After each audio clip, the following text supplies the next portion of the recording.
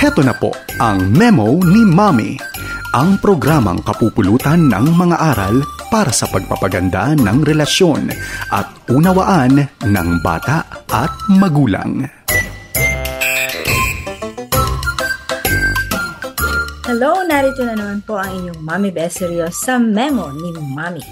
Ano na naman ang ating mga paalala sa panahon na ito? Of course, ito po ang isang alarming na sitwasyon sa ating pong mga kabataan. Yun pong kanilang pagtaas ng tinatawag na mental challenges. Kailangan po kasi magkaroon ng katatagan ng kaisipan ng ating mga bata. Matutuhan nila kung paano talaga humarap sa katotohanan. Dahil lagi nga po in their virtual world ay hindi naman po yun makatotohanan. Hindi naman nasuswipe ang ating pong mga karanasan, hindi po ba? So what do? Unang-una, iwasan po natin that we solve problems for them. Pabayaan natin sila na mag-isip ano ang kanilang gagawin and to try out. And also, avoid mga komentaryo. Muna natin silang i-critic. Bayan natin silang makaranas ano ba ang kalalabasan ng kanilang naisip na solusyon sa kanilang mga problema. Ganon din naman po ay maganda rin kung hahayaan natin na ang ating mga bata ay masanay sa salitang hindi pwede. No. Because sa totoong buhay, hindi naman po lahat pwede. Madalas nga hindi pwede. So maganda po kung masasanay ang ating mga bata sa mga salitang hindi pwede dahil huwag natin i-shortcut na minsan sasabihin natin meron silang gusto, ang shortcut lang natin. Hindi, wala akong pera. So, dapat hindi pwede dahil maganda po, they will also hear ano ba ang dahilan kung bakit hindi pwede.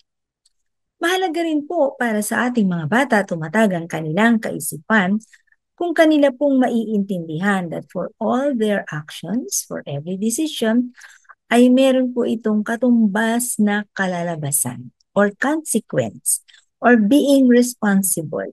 Maganda po ito na sila po ay mapamalay natin.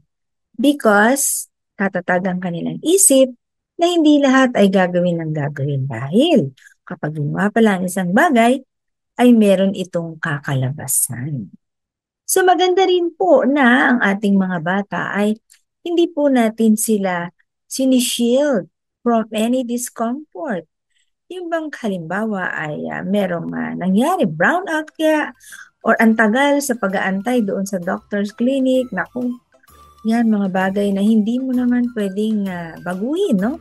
Sarili mo, kailangan mo siyang ay maramdaman. So let's open the door for them to feel these discomforts. And then, masanay sila na ang buhay hindi po laging komportable, hindi po laging madali, at hindi po laging comforting. Maganda po, there will be a balance na magkaroon ng discomfort. And ito pong panghuli na ito is another important na pwede po nating gawin, no? Another important action na pwede natin gawin. Ito po yung ipamalay natin ang mga serious matters in the family. Kung ano yung nagaganap so that they will know. However, let's be cautious na hindi na po natin papamalay, iwasan natin yung salitang guilt. Kasi minsan, papamalay natin ang ating challenge ngayon sa finances, o kaya ikaw, mga ginagawa mo. So, hindi po ganoon.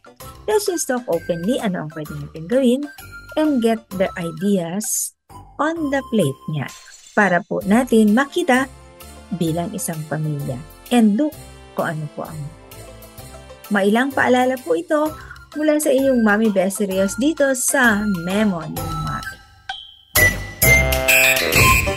Salamat po sa inyong pakikinig sa Memo ni Mommy.